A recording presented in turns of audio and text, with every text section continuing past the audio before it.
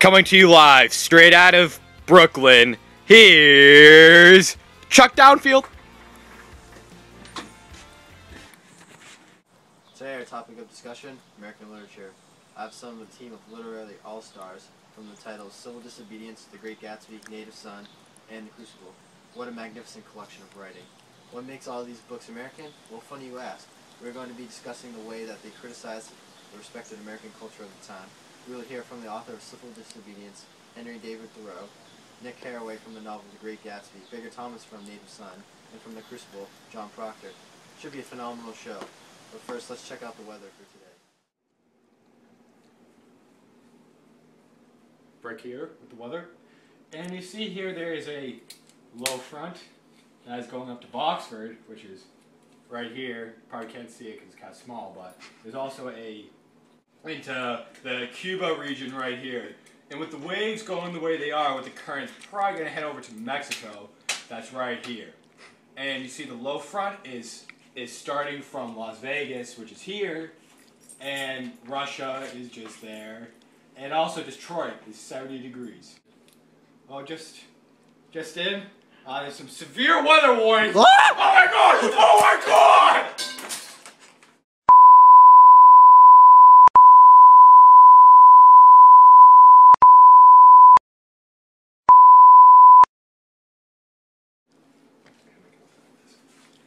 Whew, sorry about that, guys. There was a meteor strike on our news station over here in Boxford, Massachusetts. And my mustache, as you can see, is off. It got seared off by a tiny little meteorite that strategically hit me.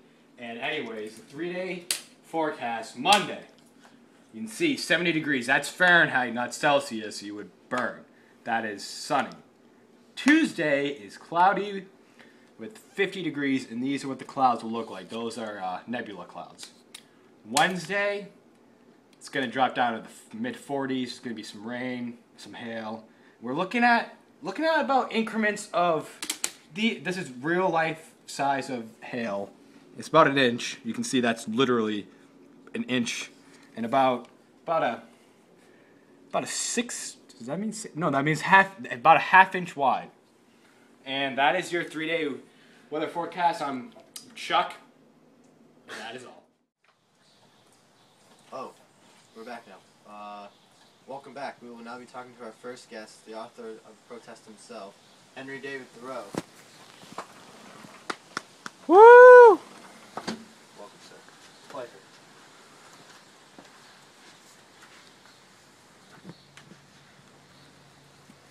So, Mr. Thoreau, tell us about your piece of writing. Well, Civil Disobedience was written by me, Henry David Thoreau. And I'm from Concord, Massachusetts, and I spent most of my life there. I was an author, poet, philosopher, and was one of the major members of the Transcendentalist movement. Oh, yes, of course. At the time, America was mostly an agricultural society. The biggest argument was slavery or not slavery. Manifest Destiny was taking over the country as people expanded westward to find the limits of America. What a great time in America. What did you say? What is your piece about? Civil Disobedience tried to convey to its readers that the government is fundamentally flawed in the way it works. And that because it's fundamentally flawed and corrupt, people need to change it. Of course. And I argue that the best way to change the government is not through the legal system by using useless petitions, but by taking a more direct action such as not paying your taxes, which is what I did because I did not believe in the Mexican-American War, so I stopped paying my taxes. Without the money, can't fund the war. Of course. Peaceful protest then? Nothing but Chuck. How wonderful. Was it controversial at the time being published? No. Oh, well then. Did you ever get in trouble for this writing? Or any of the ideas that involved with it? Well, as I mentioned, I didn't pay my taxes, so I was forced to spend the night in jail until someone bailed me out. Oh, you rebel. Did it ever have some sort of breed or meaning point that I was trying to get proven? Well, to quote myself, if the machine of government is such of nature that it requires you to be an agent of injustice to another, then I say, break the law.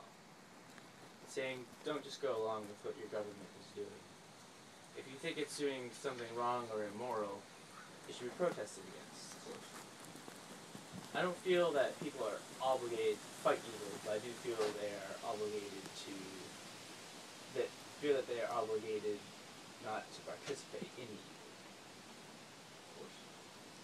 What a brilliant piece you've written, sir. Now, the major question. What is American about your work of literature? Well, what makes my piece of literature American is that I criticize the government and the society. So I say that democracy in our country is fundamentally flawed because it is ruled by the majority, and just because it's the majority doesn't mean that that's always right. It's what the majority wants. It doesn't mean it's the best. And also, I criticize American society in the sense of slavery. I think it's wrong. I'm an abolitionist. And I also criticize the Mexico-American War because we are there just to expand our country. No real reason to be fighting the Mexicans. Basically, critique of some aspect of our culture. Couldn't have said it better myself, Chuck. Wonderful.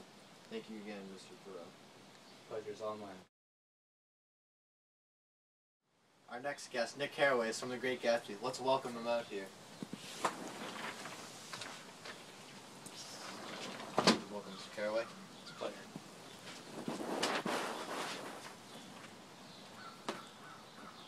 How are we doing today? Doing great. Well, I don't care. Let's get down to it. Tell us about the piece of writing you're in, Mr. Carraway. Oh, well, I was in The Great Gatsby. It takes place in 1922. Spent a lot of time in New York City, but we lived on Long Island, where a lot of the wealthy people in the United States lived during the Roaring '20s. Oh, yes. Roaring '20s were full of prohibition, so naturally bootlegging, and a lot of strong support for capitalism, and a lot of get-rich-quick tactics for people who made money in the stock market, along with some leftover disillusion from World War I. Brave men didn't come back the same. How interesting. Tell us about the author. Well, F. Scott Fitzgerald is from Minnesota, and he was a member of what is referred to as the Lost Generation, because although he didn't spend much time fighting, he did spend some time fighting towards the end of World War I. He wrote 3 other novels and some short stories. They all have the general theme of being young and having hope, and being older and struggling with despair. Now, The Great Gatsby, what is this novel about? Great Gatsby is about the mysterious Jay Gatsby who tries to impress his pre-war love Daisy Buchanan, who is my cousin. He hopes that he can impress her enough with his wealth and his extravagant parties that he throws to convince her to leave town to marry him. Because before the war, he was broke, but after the war, he's come to New York City and made his fortune. And he ends up meeting her through me, and let's just say this love is deadly. Oh, come on, stop. Don't ruin the book. Come on. Sorry, Chuck. Should be. What was that? Nothing. Moving on. What was it controversial at the time of it being published? No, sir, just telling the story of America at the time. Interesting. Did it have some sort of greater meaning or point that I was trying to get proven? Yeah, yes, told the story of the American dream becoming unattainable, the wealth gap between the rich and the poor, and its delusion from World War I. Would you care to elaborate on this? Well, you see, Chuck, recent changes in America, such as the rapid increase of industrialization, create horrible things like the Valley of Ashes, a fantastic farm where ashes grow like wheat into ridges and hills and grotesque gardens, before ashes take the form of houses and chimneys and rising smoke, and finally, with transcendent effort, of men who move dimly and already crumbling through the powdery air, that have changed American culture and society. These changes have affected the American dream greatly. What was once a pure idea of pulling yourself up through motivation and perseverance and working your way up the corporate ladder is now an idea littered with corruption and greed. How would this be American?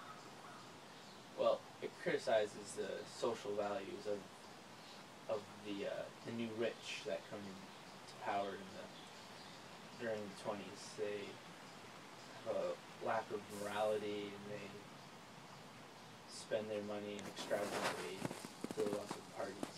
Of course. Very materialistic. It also criticizes the rich, quick ideas that younger generations of America have. Brilliant. Thank you, Mr. Carraway. We'll be back to interview Mr. Baker Thomas from Native Son.